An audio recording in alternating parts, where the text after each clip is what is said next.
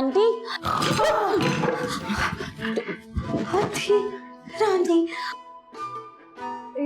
इस तरह मेरे को नींद उठाते हैं तो डर जाती हूँ। अरे कोई बात नहीं, आप एक काम करें, आप बाहर जाएं, खाना लग गया।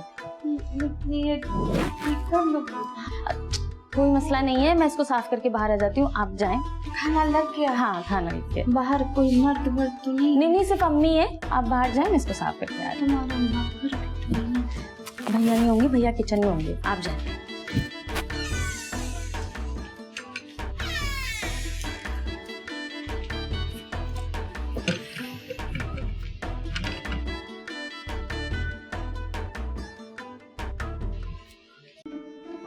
हाँ भाई, क्या कह रही थी जरा बता। अरे अल्लाह के वास्ते थोड़ा ब्रेक ले लीजिए, नीचे जाइए छोटी भाभी और आराम कर लीजिए थोड़ा सा। फिलहाल मैंने ना मॉर्निंग वाला हिसाब लिए बगैर नहीं जाना। हाँ दो दूनी दूनी चार तो आता नहीं तुझे, आई बड़ी हिसाब किताब का चुकता करने वाली।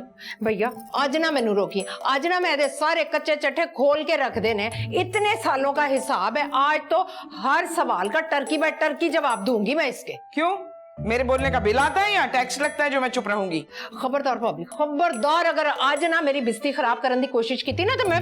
अल्लाह के वास्ते आप दोनों कम से कम रबीका का ही ख्याल कर ले। बस भैया रबीका का ही ख्याल आ रहा है, इसलिए मैं सीज फायर कर रही हूँ। अब आई फील वेरी हंग्री, तुम खाना लगाओ, मैं नीचे से ना छोटा सा काम करके आ रही हूँ। हैं, खाना लगाओ जल्दी से। ये भैया जो खाना लगाएगा ना, हाँ तो चूहे मारने वाला जहर है ना, पैकेट जो मैं लाई थी, गोलियां छोटी होगी, उसको पीस के ना खाने पे, पूरे खाने पे, फीके में भी और मीठे में भी। ये ठीक है भाभी। जब वो खा ले तो तू भी फांक के मर जाइयो कहीं। आपको देने वाला कौन रहेगा? अरे मैं कह रही हूँ हट यहाँ से, दिमाग खराब करके रख दिया इस घर के लोगों ने। अल्लाह करे जहर असर कर जाए। अरे मुझे तो जरा जैन की अम्मी पसंद नहीं आई। अम्मी बुरी बात है, किसी की अम्मी के बारे में ना ऐसे नहीं बोलते।